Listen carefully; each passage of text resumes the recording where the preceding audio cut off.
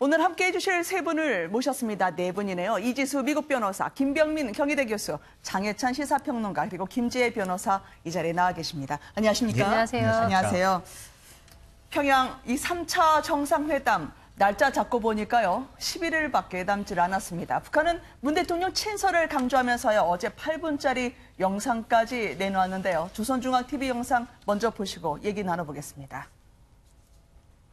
석상에서 특사인 정의용 청와대 국가안보실 실장이 경의하는 최고領導者동지께 보내온 문재인 대통령의 친서를 정중히 전달했습니다. 경의하는 최고領導者동지께서는 문재인 대통령의 친서를 읽어보시고 대통령이 친서에서 북남 관계의 새로운 진전을 평가하면서 앞으로도 많은 도전을 슬기롭게 극복하며 우리 민족의 밝은 미래를 이뤄나가려는 굳센 의지를 피력한 훌륭한 친서를 보내준 데 대해 사의를 표하시며 대통령의 결심을 전적으로 지지하고 공감한다고, 자신께서도 민족 앞에 지닌 사명과 기대를 잊지 않고 힘껏 노력하여 우리 교례에게 하루빨리 더 좋은 결실을 안겨줄 결심에 변함이 없다는 것과 이 기회를 빌어 대통령에게 보내는 자신의 따뜻한 인사를 전해줄 것을 부탁하셨습니다. 영상만 보면은요, 상당히 애를 써서 편집을 한 것 같습니다. 또 김정은 위원장이요, 아버지 뻘되는 정의용 실장 이 등까지 두들기는 모습까지 하면서요, 어떤 메시지를 주고자 했을까요, 김 변호사님? 네, 지난 3월 그 특사단이 1차로 그 평양에 방문했을 때와 마찬가지로 바로 다음 날 이제 이렇게 보도가 나왔는데요. 대북 특사단이 이제 평양에 방문해서 이제 일정과 그 동선들이 굉장히 좀 자세하게 담겼습니다. 약 한 8분짜리 기록 영화 형식으로 그렇게 보도가 되었고요. 일단은 맞이를 해서 그 친서를 받아 들고 이제 그것을 직접 자리에 앉아서 읽는 그런 모습도 나왔고요. 이제 그 과정에서 예전에는 이 김 위원장이 뭐 시종일관 계속해서 웃는 표정 이런 거였다면은 이번 영상에서는 약간은 좀 심각하고 진중한 그런 모습도 담겼다는 평가가 있습니다. 이제 그렇지만 어쨌든 간에 이제 이렇게 면담을 끝내고 이제 배웅을 하면서는 이제 굉장히 화기애애한 그런 분위기가 많이 노출이 됐고요. 특히 처음 이제 들어가서는 정의용 안보실장과 귓속말을 하는, 그래서 굉장히 좀 다정하고 친숙한 모습을 보이기도 했습니다. 손 흔들면서 이제 배웅을 하고 이제 그렇게 헤어졌는데, 어쨌든 이런 부분에 대해서는 굉장히 따뜻한 모습으로 이제 그렇게 그 북한 사람들에게는 보도가 된 것이 아닌가 싶습니다. 이 친서 크기가 김정은 위원장이 촉발시켜서 점점 커지는 게 아닐까 싶어요.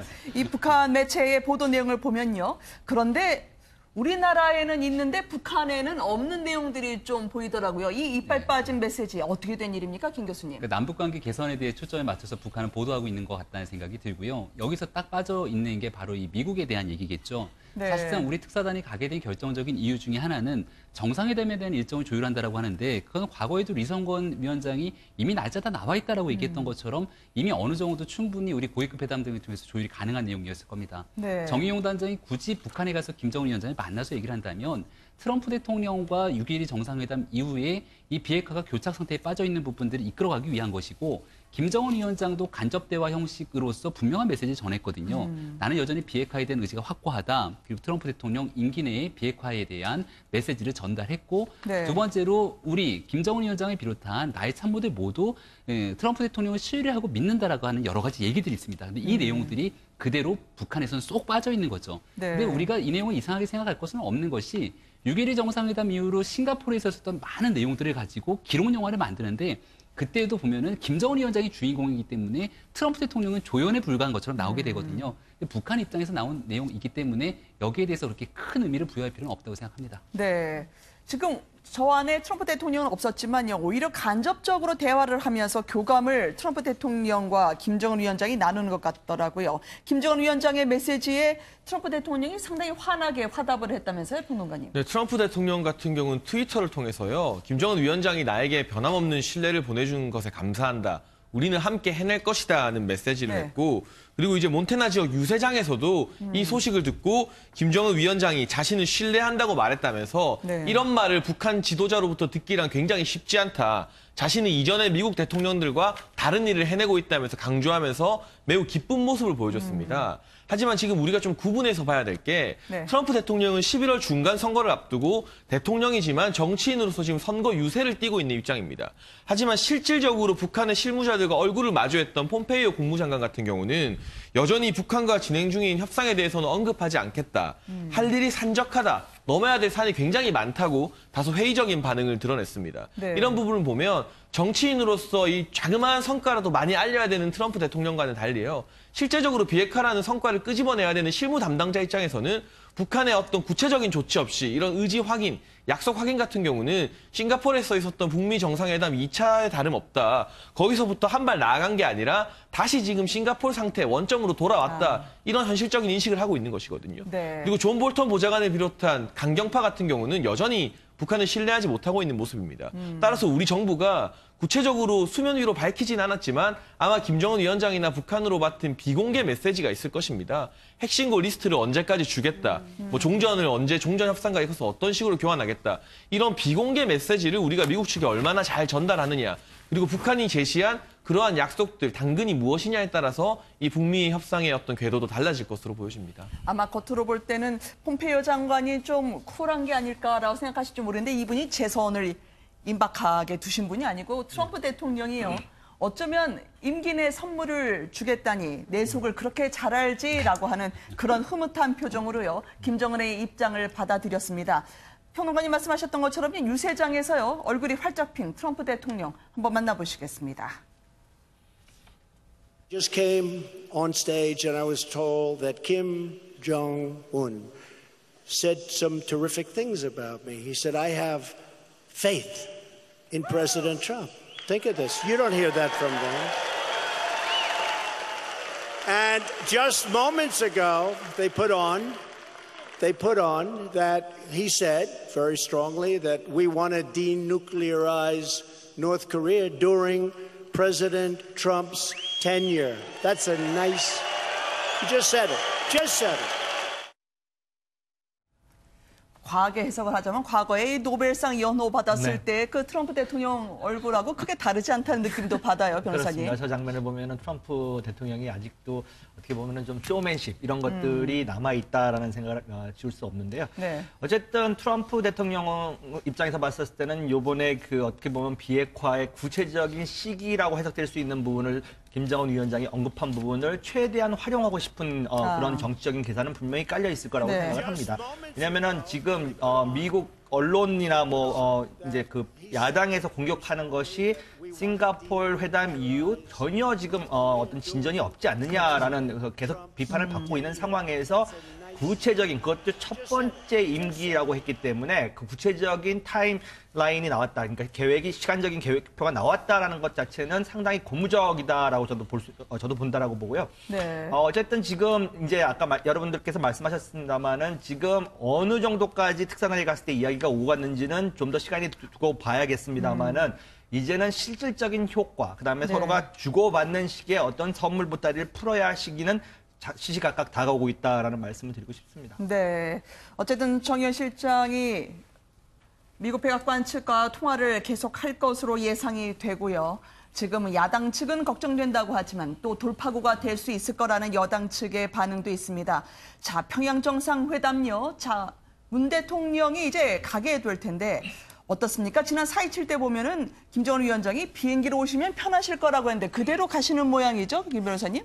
네, 이거 아직 협의 중이라고 알려져 있는데요. 지난 2000년도에 김대중 대통령 같은 경우에는 그 비행기를 타고 평양 순환공항으로 직접 갔습니다. 네. 대신에 이제 또 노무현 대통령이 2007년도에 갔을 때는 이제 육로를 통해서 군사분계선을 넘어서 직접 걸어서 갔고, 그 다음에 이제 차로 평양까지 이동을 했는데요.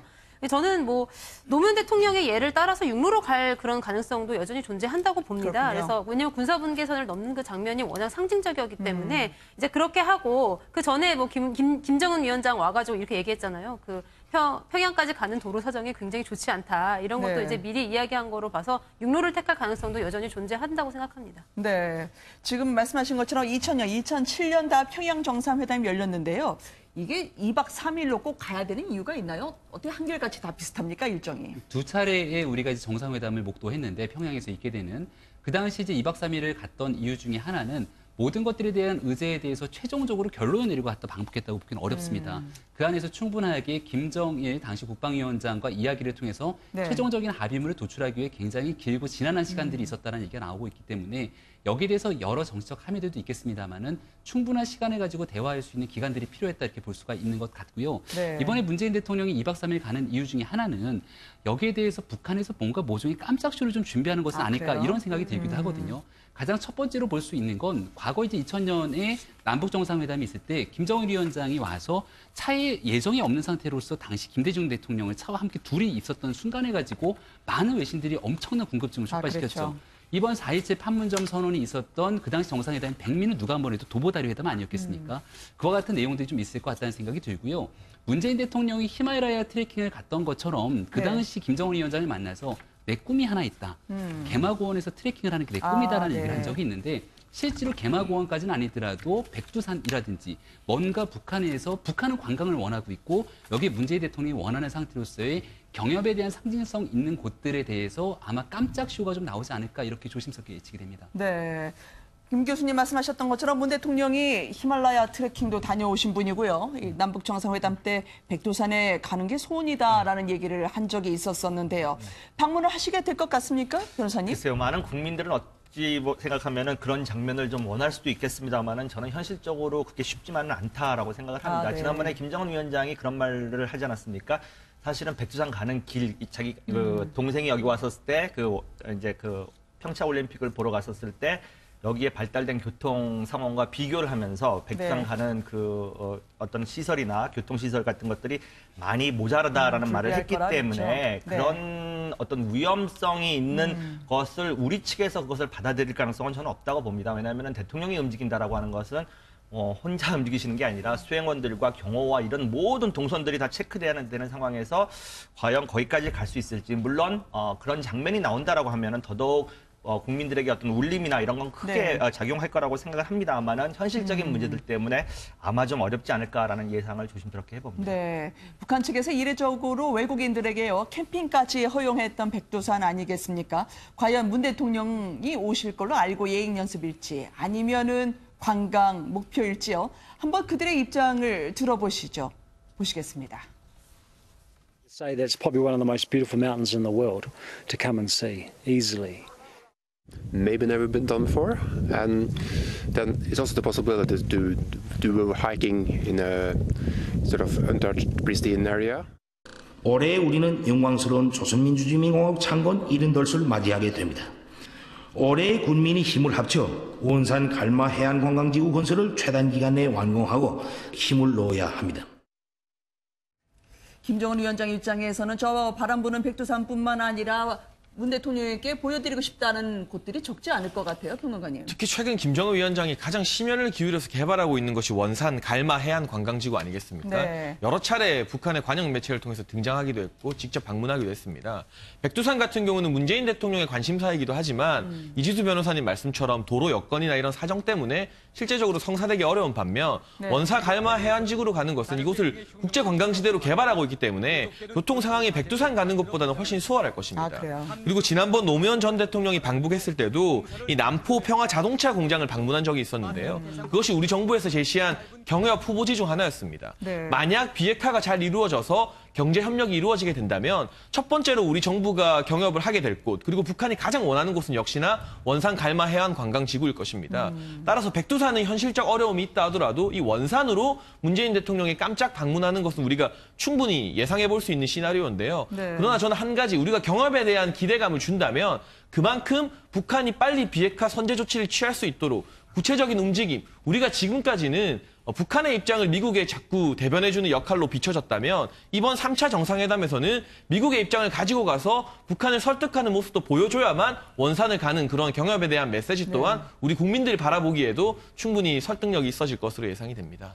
이번에는 뭐 미국 쪽 이야기를 좀 들어주려고 했는지 경협의 경자도 얘기하지 않았다 하지 않았겠습니까? 근데 문 대통령이 워낙 김 위원장이 소원을 꼭 들어줄 것이라 믿는다라고 하면서요. 백두산과 개마고원을 언급했는데 자, 이 훈풍이 대통령의 지지율에는 어떤 영향을 미치게 될까요? 오늘 갤럽에 따르면 처음으로 50%대가 붕괴가 됐습니다. 이게 취임 이후에 하향 추세이긴 했습니다만 40%대에는 좀 충격적일 것 같아요. 청와대에서 반응이 나오던데요. 그러니까 매주 금요일에 갤럽에서 대통령 지지율 여론조사가 나오게 됩니다만은 지금 60%의 지지율이 40%로 떨어지는데 한 달이 채 걸리지 않았습니다.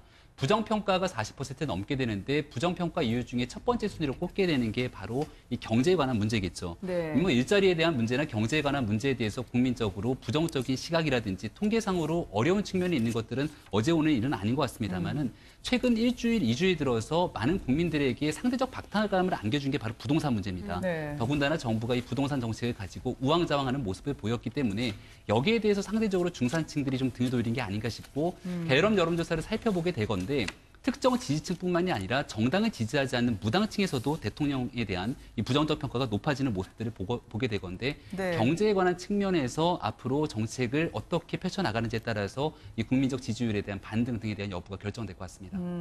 대선 때 캠프에도 함께 하셨던 변호사님 입장에서는 지금 청와대가 상황을 무겁게 인식한다고 하는데요. 네, 어떤 지금 대안을 일단은 내놓을까요? 떨어지는 것도 떨어지는 거지만 떨어지는 속도가 너무 빠르다라는 거에 우선 우려를 표할 수밖에 없는 상황이고요. 그래요? 이거에 대해서 심각하게 받아들여야 되는 국면인 것만큼 분명합니다. 그래서 요번에 이제 남북 정상회담을 통해 가지고 약간의 반등의 기회는 있다라고 생각을 합니다. 왜냐하면 지금 떨어지고 있는 지지율의 많은 부분이 아까 말씀하신 것처럼 경제로 인한 것들이 많이 있긴 합니다만은 그에 못지않게 또 남북 정상회담 이후에 별로 성과가 눈에 띄는 가시적인 성과가 없다는 것도 실망감으로 표출된 그런 여론조사이기 때문에 이런 네. 것들이 만약에 가시적 성과 내지는 가시적 목표가 드러나게 된다면은 약간의 반등하는 어떤 그런 효과는 생각할 수 있다라고 저는 생각을 하고요.